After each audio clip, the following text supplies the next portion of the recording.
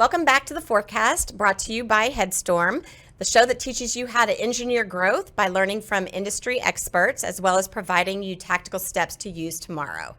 Today, we're going to listen in a discussion between Headstorm CEO Lawrence King and Mark Young, COO of LandTrust, and he is using technology to build partnerships, community, and trust between landowners and recreators. Mark, we're so glad to have you on the show. Let's get started.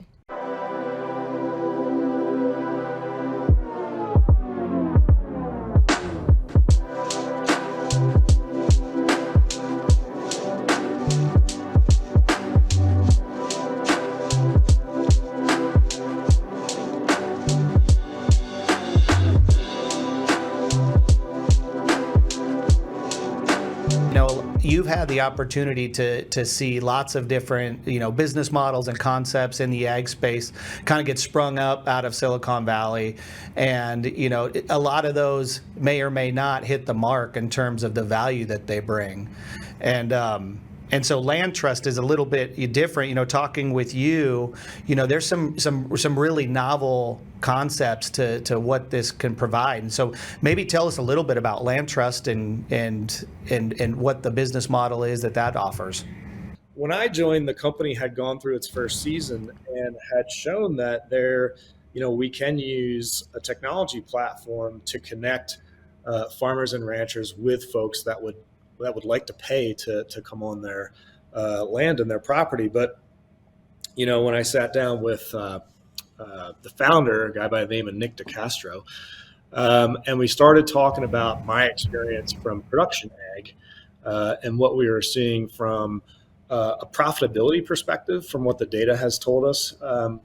And this won't be a shock to any of your listeners out there, but, the data tells us that on any particular row crop operation, there's probably 5 to 10% of the acres that get farmed as part of the overall operation, but they're farmed at either an ROI neutral or ROI negative, profitability aspect in terms of the overall operation. And, you might say, wow, well, why don't we do something different, with those acres if they're a financial drag on the operation? But the reality is there hasn't been a lot of choices for this. The government has some of its programs. Folks will enroll ground in CRP, for example. But as soon as you do that, yes, you get paid for it, but you're also giving up control. Right. You're locking that land in for a certain period of time in exchange for some of those dollars for the government. Then there's, nonprofit groups that are always after, farmers to change land over to habitat and things like that. And those programs are great. We work with a lot of those groups, but there's no profit motive there. It's purely, out of the altruism of the farmer or rancher. And, where we've taken LandTrust is this really interesting free market model that says, okay, there's not just hunting and fishing. There's people that want to get outdoors and recreate on private land for all kinds of reasons. Let's connect those dollars with farming and ranching and create a new alternative for what to do with ground. We don't have to just grow crops on it or raise livestock on it. There are other things that we can do with that ground. And LandTrust kind of fits this role right in the middle that uses the free market to do that. Wow. So when you heard about the business concept, it hit you pretty much squarely in the face, because is it fair to say that this is something that is another revenue stream for farmers? It's sort of adding to the pie. Part of my role as CTO at Climate was to review a lot of the technology startups within ag for the Growth Ventures team. And what's interesting about ag, I don't think ag really has a technology problem per se. There's a lot of interesting companies that are doing interesting things. There's a lot of science innovation happening. But at the end of the day, ag has a real economics problem, right? If you look at the value that's created in ag, the overall value is boxed in and limited by commodity price in general, whether it's beef prices for ranching or row crop prices for the row crop guys. And in order for the ag ecosystem to work, that value pie has to be divvied up and distributed. Certainly the farmer or rancher needs to get their slice, but your seed dealer is trying to get a slice, your fertility dealer is trying to get a slice, your services provider, on down the chain, and the overall value is capped, right? That makes getting innovation onto the farm difficult. It makes adoption difficult, because it means if you come up with something new, in order for you to survive and be profitable, you need to be taking that profit away from someone that's already in the space. Right. And you see this constantly, right? In ag, everyone's trying to redistribute that pie. Seed's trying to take away from FERT's trying to take away from seed and chem's trying to survive, so everyone is trying to balance that. You got your services thrown in there. And in order to grow, everyone has to take something away. But LandTrust is different. We exist solely to bring net new revenue into the system that doesn't exist today. And it's non-competitive, because we're not taking that revenue out of the existing ag ecosystem at all. It's all net new to the farm. Interesting. So around 5 to 10% of farmed acres yield either a negative ROI or neutral. LandTrust seems to be helping those growers by providing an alternative that helps them get more use and profit out of those acres. How do you ensure getting the most out of everyone? We'll see next. Do you think there's an opportunity to make more doing this on a piece of, a part of the land or field than otherwise through just the ordinary ranching or farming operations? There is quite a bit, and this is where we're going with this is let's use precision ag technology. Let's really look at the best use for your land. There are parts of your farm that are highly productive, which should absolutely be farmed. And there are parts of the farm that are not that productive, but maybe they're in a difficult location. You don't really want to lock them up in CRP. There's alternatives where we could put in food plots, for example, or switch to cover crops that are beneficial for wildlife. Put in different habitat that's interesting. And to give you another example, we have a ranch here in Montana that's working with us, and they've been doing this a little bit on their own for the last 10 or 15 years, trying different things, and they're big enough where they can devote some resources to trying some of these different things. They make 22% of the total revenue for the operation just from birding. Really? So having folks come out and just watch birds on the property, and when you're receiving that much of your operating profit from one particular aspect of the operation, your natural instinct is to invest in it. Right? Yeah. So if you've got birders coming out paying you to look at birds, maybe you change some of the habitat up a little bit to make it even better for those birds and make the experience even better for birders. Maybe you're putting in observation blinds, for example, for them to sit in and watch.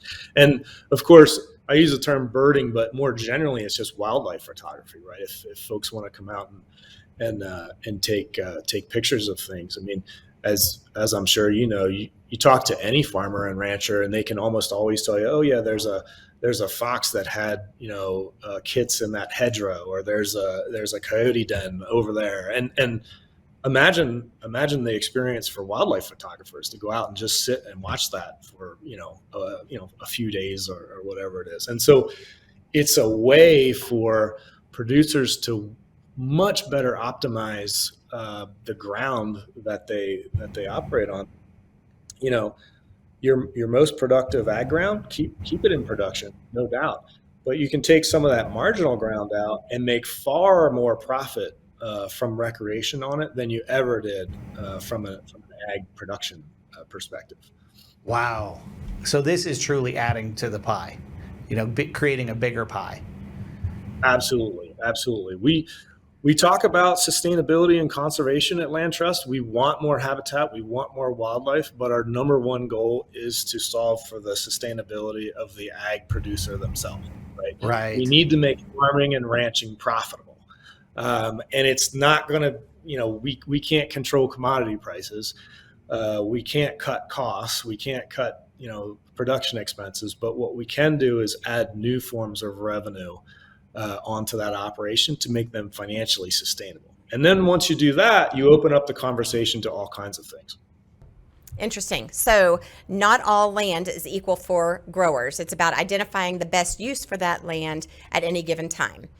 Sometimes it's better to grow on a plot. Sometimes it might be more beneficial to turn it into some kind of a recreation area.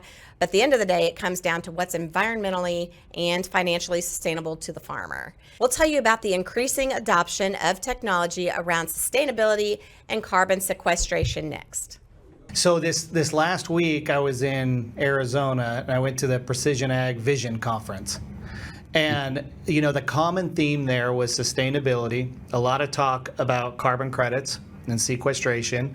An interesting, point of view just on the way they classified farmers moving forward. And predominantly farmers in this case and not ranchers, but it applies to both. And the idea is that some of the younger generations are not wanting to get involved in taking over their family farms. That a lot of the farmers that aren't taking more of a business mindset and adapting to some of the change that's coming from these sustainability practices are going to eventually lose market share or be kind of forced out of the market over a 10 to 15 year horizon. And so how could this benefit them in terms of, some of the carbon credit type discussions or the sustainability discussions? Yeah, great question. So one of the things that we've found in LandTrust, and what I should say, LandTrust is completely free to try and get on and list as a producer. So we don't charge anything for getting producers onto the LandTrust platform. We are completely results driven, to use a parlance of the industry, outcome based, right? So, right. For the last couple of years, we've had a number of companies, testing these new outcome based pricing models and outcome based results models. LandTrust is entirely outcome based. So the only way that LandTrust survives as a company is to successfully place guests and recreation opportunities on farms and ranches, because we essentially make a revenue share. And in general, it's 85% goes to the landowner and 15% goes to LandTrust. And we handle everything from vetting guests to participant coverage to property damage to all the billing and everything. And so it's Wow. It's a good deal for a company to do all that and stay at 15%. For some of our Farm Bureau members in some of our launch states, they get an even better deal. They keep 90%. LandTrust only keeps 10%. So there's some member benefits there for some other groups. But what we found is because we're entirely outcome based, LandTrust is uniquely positioned to be a great partner with our landowners to bring them new opportunities. And the same way as recreation is a net new revenue opportunity, these carbon programs are a net new revenue opportunity as well. They fall right into the same. And so one of the things that LandTrust is doing this year is to really take inventory of all the different carbon programs that are out there that are being offered by the different companies and just know what they are and what the requirements are, what some of the time horizons are, what the payouts are, so that we can be a good partner to our landowners and make them aware of these programs as yet another revenue stream. Right. So way as recreation is a revenue stream, carbon becomes a revenue stream as well. And ultimately, LandTrust is in a very unique position to coordinate different types of ag tech as well. So it could be a new, equipment as a service model, or some new innovation that needs to make it all the way to the farm gate. LandTrust is uniquely positioned to help some of these companies because we're in this perfect outcome-based situation, this partnership with our landowners. Our interests are aligned with theirs, right? And so it's in LandTrust's interest to bring them new opportunities that are going to be financially meaningful to their operation. And our landowners are really responding well because, imagine being a Imagine being a producer today and trying to read through some of these contracts with these carbon programs. I mean, Yeah. first off, you have no idea if you even know what the spectrum of different available programs are. Then by the time you get into the fine print, I mean, it's very easy to get frustrated, right? Yeah. So we act as their partner, as their trusted partner to evaluate some of these programs and roll some of these things out. And I'll give you another really interesting use case, which is particularly compelling to me. One of the reasons why I joined LandTrust and really brought my experience to bear is when you look at the opportunity to reshape how acres are used, this idea of bringing new revenue and changing those economics creates an opportunity to really drive more wildlife and habitat, right? And so I'll give you a really concrete example. If you look at the conversion to no-till, for example,